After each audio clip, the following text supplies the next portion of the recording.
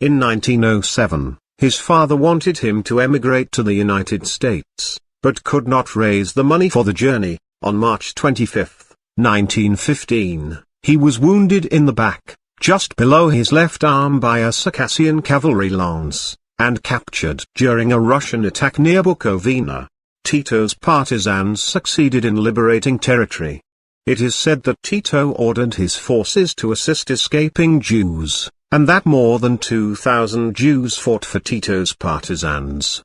Josip Broz later wrote regarding his time in Russia that he heard much talk of Lenin, a little of Trotsky, and as for Stalin, during the time I stayed in Russia, I never once heard his name. Broz was christened and raised as a Roman Catholic. His father, Franjo, was a Croat whose family had lived in the village for 3 centuries, while his mother Maria was a Slovene from the village of Podsreda. Because of its neutrality, Tito's Yugoslavia would often be the only communist country to have diplomatic relations with anti-communist governments. Yugoslavia was the only communist country permitted to have an embassy in Alfredo Stroessner's Paraguay. Tito's biographer wrote that Tito downplayed his military record. The Austrian army records showed that he was a brave soldier, which went against his claim to have been opposed to the Habsburg monarchy, and his self-portrait of an unwilling conscript fighting in a war he was opposed to. Tito is credited with transforming Yugoslavia from a poor nation to a middle-income one that saw vast improvements in rights, healthcare, education and industrialization. A 2010 poll found that as many as 81% of Serbs believed life was better under Tito's rule. Every year a Brotherhood and Unity relay race is organized by Montenegro, Macedonia, and Serbia, that ends at the House of Flowers in Belgrade on May 25. At the same time, runners in Slovenia, Croatia, and Bosnia set off for Kumrovec, Tito's birthplace in Croatia.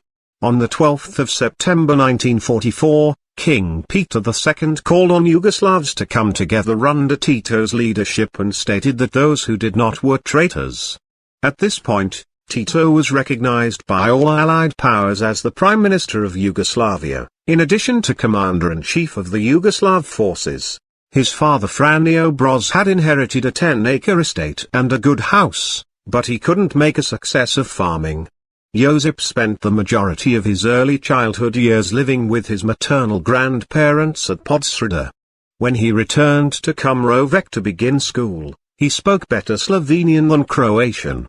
On May 1, 1941, Tito issued a pamphlet calling on the Yugoslav people to unite in battle against the German occupation. On June 27, 1941, the Central Committee of the Communist Party of Yugoslavia appointed Josip Broz Tito Commander-in-Chief of all National Liberation Military Forces. In 1968, Tito offered to fly to Prague on 3 hours' notice if Czechoslovak leader Alexander Dubček needed help in facing down the Soviets. Tito also removed Generals Ivan Gosniak and Rade Hamovic in the aftermath of the Prague Spring due to the Yugoslav army's unpreparedness to respond to a similar invasion. In May 1913, Broz was conscripted into the Austro-Hungarian army for the compulsory 2 years of service. He successfully requested to serve with the 25th Croatian Home Guard Regiment stationed in Zagreb. During the winter of 1913, Broz was sent to a school for non-commissioned officers in Budapest, where he was promoted to sergeant major. In 1914, he was arrested for sedition and imprisoned in the Petrovaradin fortress. Broz gave contradictory accounts of this arrest, telling one biographer that he had threatened to desert to the Russian Empire, but later claimed that the whole matter arose from a clerical error. A third version was that he had been overheard saying that he hoped the Austro-Hungarian Empire would lose. After recovering from his battle injuries, he was transferred to the Ardutov POW camp in mid-1916 in the Samara Governorate, where he used his skills to maintain the nearby village grain mill. At the end of the year he was transferred to the Kunga POW camp near Perm, where the POWs were used as a labor force to maintain the new Trans-Siberian Railway. Upon his return home, he and his wife moved briefly to Zagreb, where he worked as a waiter, and took part in a waiters' strike. He also joined the Communist Party of Yugoslavia. The CPY's influence on the political scene of Yugoslavia was growing rapidly. In the 1920 elections it won 59 seats and became the third strongest party. Following World War II, Yugoslavia acquired the Italian territory of Istria, as well as the cities of Zadar and Rijeka. The Yugoslav government was looking to annex Trieste, which was opposed by the Western Allies. This led to several hostile incidents, such as attacks by the Yugoslav Air Force on U.S. transport planes, attracting condemnation from the West. Tito met many world leaders during his rule, to name a few: Joseph Stalin, Nikita Khrushchev, Leonid Brezhnev, Gamal Abdel Nasser, Jawaharlal Nehru, Indira Gandhi, Winston Churchill, James Callaghan, Margaret Thatcher, Dwight D. Eisenhower, John F. Kennedy, Richard Nixon, Gerald Ford and Jimmy Carter. On January 11, 1980, Tito was admitted to the medical center in Ljubljana with circulation problems in his legs.